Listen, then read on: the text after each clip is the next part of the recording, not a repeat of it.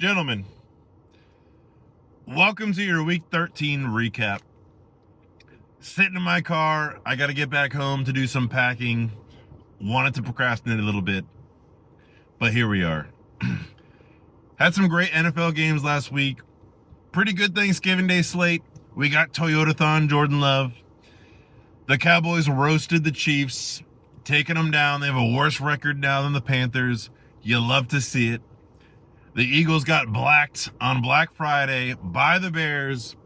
That fan base is pretty miserable, but what can you expect? They've only won the Super Bowl last year, and they have 8 wins right now, whatever.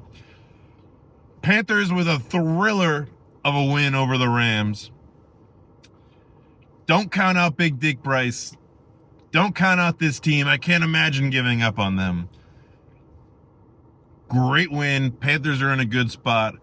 What a team. The Patriots keep rolling. 10-game win streak. Drake May leading our team to a 10-game win streak, heading towards the MVP frontrunner. The Steelers are crumbling. Old man Rodgers working his way towards the retirement home. We'll see what happens. And the Raiders lost again.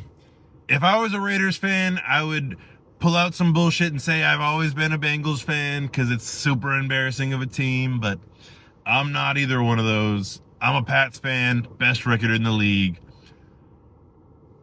Gotta love it. Rolling into our matchups, what everybody's here for. For starters, we have the Jabroni beating Jedis. Added another Jabroni to their list. Dick Pickens is now officially a Jabroni. There's a total thrashing by our top scorer right now. The CMC and JMO combo could do some damage in the playoffs. We'll see how it plays out, but it was actually his defense that was the top scorer this week. Pretty impressive. We'll see what happens, but right now, Dick Pickens seems to have shrunk a bit in the last few weeks. It is getting cold out there, so seems to be locked into the playoffs. Maybe slide your guys that little blue pill, you know what I'm saying? Bring the heat that you had in the start of the season. But we'll see how it plays out. The Jedis are trying to lock in their bye week for the first week of the playoffs. We'll see how things match out for them. Next up, we have the Misfit Martyrs. Had to sweat out another game.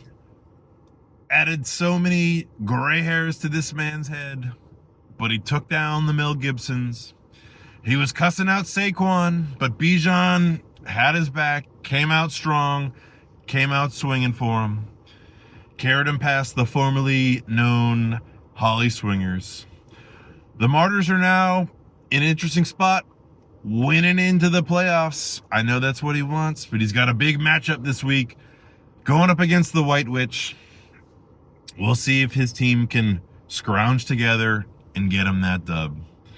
The Mel Gibsons, they went 1-7 on their last 8 games after a hot start to the season. Some might say there's some karma from the fantasy gods, but probably not me. We'll see. They're out of contention. They're looking for probably a new OC. I think if you flash some titties for Lane Kiffin, maybe he'll jump ship for you. You never know with that guy. You also have a Raiders kicker on your team. Cut him. Get the fuck out of here. Playing for pride, Dan. Martyrs, you got a big matchup. We'll see what next week's got in store for you. Next up, we have Drug Dylan Music. Claws his way to victory again against Junior DeLuca. Dylan currently on the outside looking in. He needs a win. He needs a Misfits loss. Would be a hell of a Cinderella story. Let's see if he can make a run. But right now, you got to figure out that quarterback situation. Rodgers, like I said, is heading towards the retirement home. He's all fucked up, banged up, too many drugs. Great fit for your team, not a great fit for the playoffs. But Devontae Adams is currently sitting at a career high in touchdowns. Red zone target hog. He's got 5 games left, 14 touchdowns in the season. I never thought he could do it. Hand up. Hand up. Willie's obviously got his sights set on next year. Got some young talent. He's still got some fight. Got to give him some credit. He's starting 2 Green Bay wide receivers during Toyotathon. Love the insight. Brilliant play. We'll see if he can pull out a nice win. You're playing for pride against Winston next week, but right now, Dylan's got a huge one going against the Jedis in the final week of the season. Bring it home. Next up, we have Do It for Scat. Did it for Scat once again. What a team. Taking down the Hitmen. Now, the Hitmen were supposed to make an appearance in last week's recap. I didn't have any control. I would have forced him, tied him down to a chair, waterboarded him, got him on the video, but out of my control. But he did not show up, and it's probably why his team did not show up this week against the Scat Pack. He's got his sights set on next year. Right now, he's got some young talent, but he's hoping to finish on a dub for this season. The Scat Pack's still trying to figure out the running back situation. Aaron Jones hurt that shoulder. Hopefully, Tyjae Spears can live up to his worth. Time to finish strong. This is the final days right now. But he's got Jordan Love during Toyotathon. Had A.J. Brown's finally becoming a target hog. You love to see it. 35 points. What a game. What a game. Right now, the Scat Pack's looking to lock in their playoff spot. Going for one final beatdown of the Mel Gibsons. Next up, we have the Ghost Riders. Ran out of gas against the Skin Flutes. Now, the Ghost Riders had a lot of injuries. Tough season.